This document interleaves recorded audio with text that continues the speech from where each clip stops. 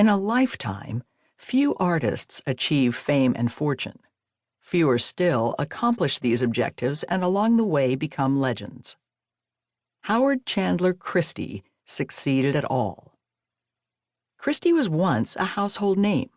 His creations could be found virtually everywhere in America, from the White House to rough-and-tumble roadhouses, and from the U.S. Capitol and state capitals to lavish mansions, city townhouses and apartments, and even country farms.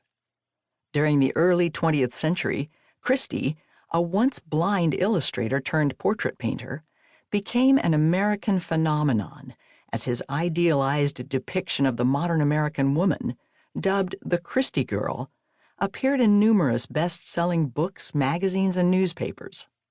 By 1921, he abandoned illustration, concentrating instead on portrait painting. Yet he never gave up his true obsession: beauty.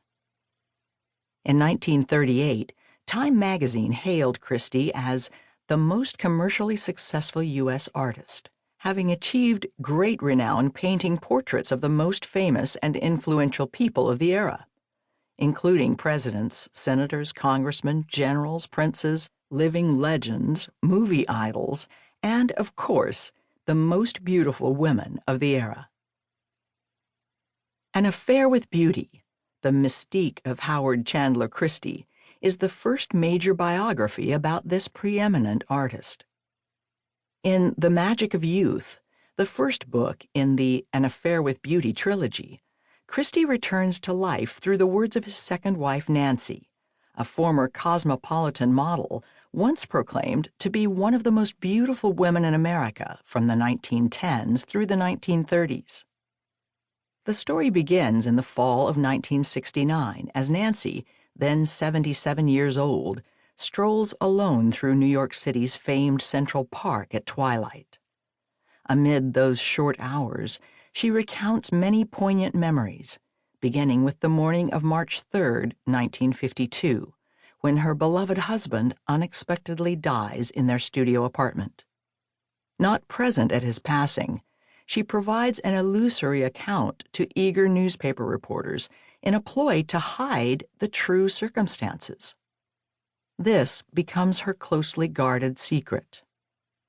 After Howard's star-studded funeral, Nancy rummages through his papers and discovers love letters and romantic cards from a former beautiful model, along with secret bank accounts established for the benefit of another.